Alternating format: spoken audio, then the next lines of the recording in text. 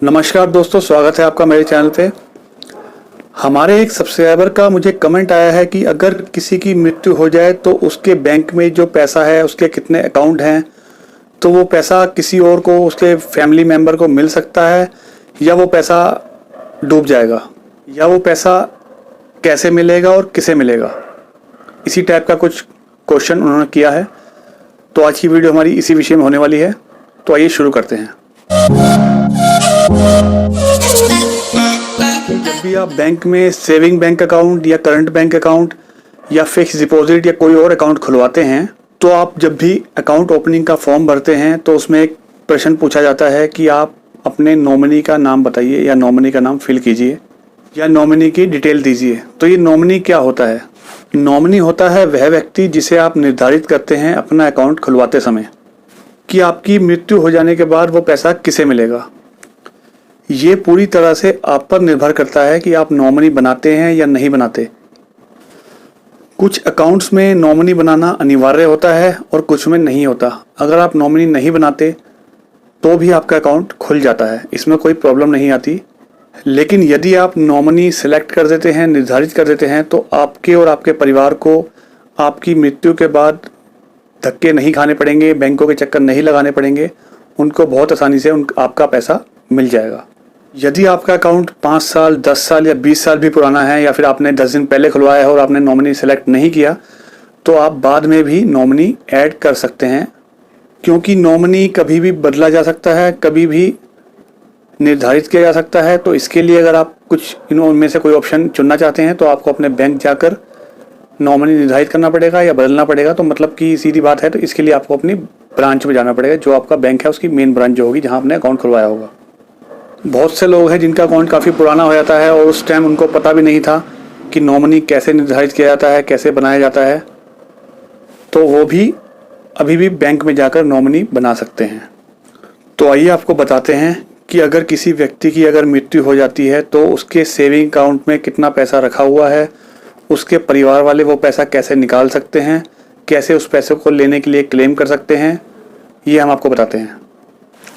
यह पैसा कभी भी बेकार नहीं जाता है। कुछ तरीके होते हैं, कुछ रूल्स होते हैं, उन्हें फॉलो करके आप ये पैसा बैंक जाकर निकाल सकते हैं। ये पैसा डूबता नहीं है। यह पैसा आपका अपना पैसा है, उसे बैंक कभी नहीं रखती है, आपको दे ही देती है। तो पहला तरीका है जॉइंट अकाउंट। अगर आपने जॉइंट अकाउंट खुलवाया हुआ है और आपने अपने साथ में अपनी बहन, अपनी वाइफ, अपनी मदर या अपने ब्रदर या अपने फादर को अपने अकाउंट में ज्वाइन कर रखा है, जॉइंट अकाउंट खुलवा रखा है उनके साथ मिलकर, तो इसके लिए उनके लिए बहुत आसान हो जाएगा। अगर इसमें से किसी की मृत्यु हो जाती है तो दूसरा जो पार्टनर है आपका, वो अपने चेक से यह पैसा बहुत ही आसानी से बैंक से ले सकता है। उसमें उसको कोई प्रॉब्लम नहीं आएगी। और साथ ही साथ वो अपने बैंक में सूचना भी दे सकता है कि मेरे साथ जो दूसरा पार्टनर था उसकी मृत्यु हो चुकी है। तो इसीलिए जब भी आप अकाउंट खुलवाने जाएं तो नॉमिनी हमेशा सेलेक्ट कीजिए। अगर नॉमिनी नहीं सेलेक्ट करते तो आप जॉइंट अकाउंट खुलवा सकते हैं। यह बहुत ज़रूरी है और आपके लिए बहुत फ़ायदेमंद है। नॉमिनी अपनी आईडी के साथ बैंक में जाता है और बैंक को बताता है कि मैं ही नॉमिनी हूँ और ये मेरी आईडी है। बैंक उसकी आईडी एक्सेप्ट करके उसके चेक द्वारा उसको पैसा दे देता है। उसमें उसको कोई प्रॉब्लम नहीं आती। अगर नॉमिनी भी नहीं है और जॉइंट अकाउंट भी नहीं है, उस विषय में आप क्या कर सकते हैं? तो अगर आपके पास नॉमिनी नहीं है, जॉइंट अकाउंट नहीं है, तो आपको एक एफिडेविट बनवाना होगा जिसे नोटरी से अटैच करवाना होगा, और कुछ बैंक के फॉर्म होंगे वो आपको फिल करने होंगे और बैंक को पैसे लेने के लिए दावा करना होगा। तो बैंक आपका पैसा दे देगा, उसमें कोई प्रॉब्लम नहीं आएगी।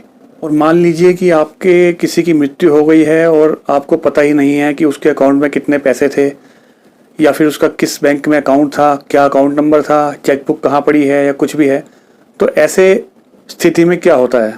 इस स्थिति में बैंक क्या करता है कि आपके अकाउंट से अगर कोई एक्टिविटी नहीं हो रही, कोई ट्रांजैक्शन नहीं हो रही लंबे समय तक, तो बैंक उस खाते को इनएक्टिव कर देता है और बंद कर देता है।